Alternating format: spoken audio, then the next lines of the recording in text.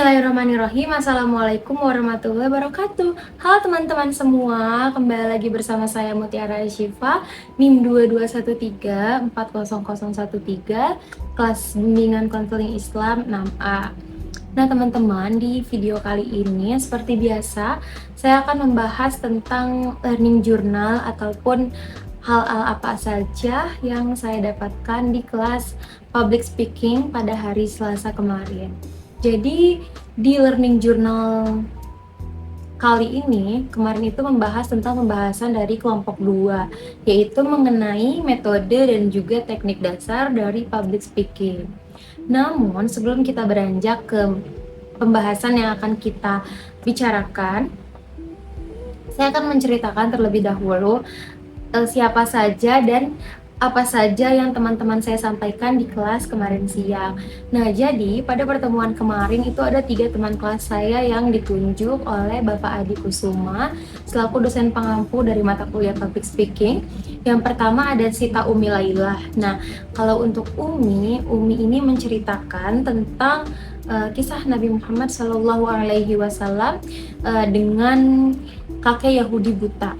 Lalu yang kedua ada Resti Setiawati. Resti menceritakan tentang film yang sudah dia tonton. Filmnya drakor dan itu sangat menarik ya.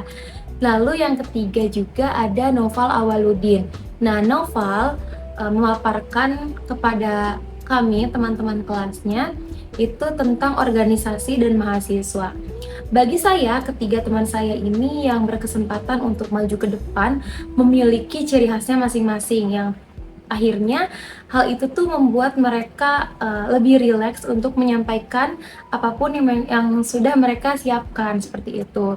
Dan karena keterbatasan waktu juga, untuk Resti itu nggak kerasa gitu kalau misalkan waktunya udah habis, padahal filmnya tuh masih semenarik itu buat dibahas seperti itu. Lalu ketiganya memang sudah mempersiapkan dari jauh-jauh hari ya, dikarenakan memang terlihat sangat bagus dan keren banget penampilannya. Langsung aja nih teman-teman, tanpa berlama-lama kita masuk ke pembahasan dari metode dan juga teknik dasar dari public speaking. Nah, untuk yang pertama ini ada metode dari public speaking. Oke, untuk metode public speaking ini ada 4 guys. Yang pertama ada manuskrip, lalu yang kedua ada hafalan, yang ketiga ada spontanitas, dan yang keempat ada menjabarkan. Nah, apa sih arti dari keempat metode ini? Yang pertama, kita akan membahas tentang manuskrip terlebih dahulu. Untuk manuskrip ini adalah adalah public speaking yang menggunakan teks gitu. Jadi untuk maju ke depannya itu, untuk berbicara di depan umumnya itu ada contoh teks yang dibawa oleh si speakernya itu. Jadi isinya tuh ada di teksnya itu. Terus yang kedua itu ada hafalan. Nah, kalau untuk hafalan itu memang awalnya tuh sudah dirancang, isinya sudah dirancang dan juga sudah dipertimbangkan seperti itu, bahasa-bahasa yang baik dan juga memang lebih tersusun karena sudah ada teksnya namun dihafalkan, jadi tidak melihat si teksnya seperti si manuskrip tadi. Lalu yang ketiga di sini ada spontanitas. Nah, untuk spontanitas ini sendiri adalah metode public speaking yang memang dikeluarkan secara spontan oleh public speaker itu sendiri gitu.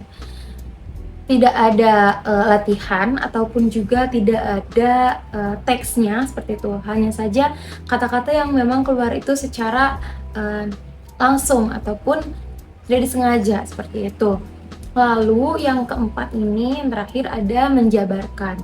Nah, kalau untuk menjabarkan ini biasanya identik dengan presentasi di kelas, yaitu dengan adanya dukungan dari visualisasi melalui PowerPoint. Misalkan dalam PowerPoint tersebut hanya tertuliskan poin-poinnya saja. Nah, si public speaker ini akan menjabarkan kepada audiens tentang apa-apa poin yang ada di visualnya tersebut. Seperti itu teman-teman.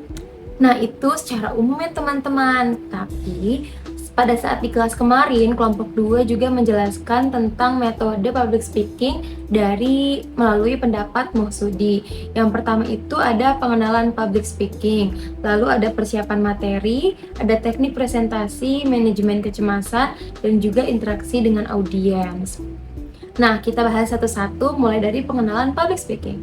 Sudah kita tahu bahwasanya public speaking itu adalah kemampuan dari individu untuk berbicara di depan umum ya.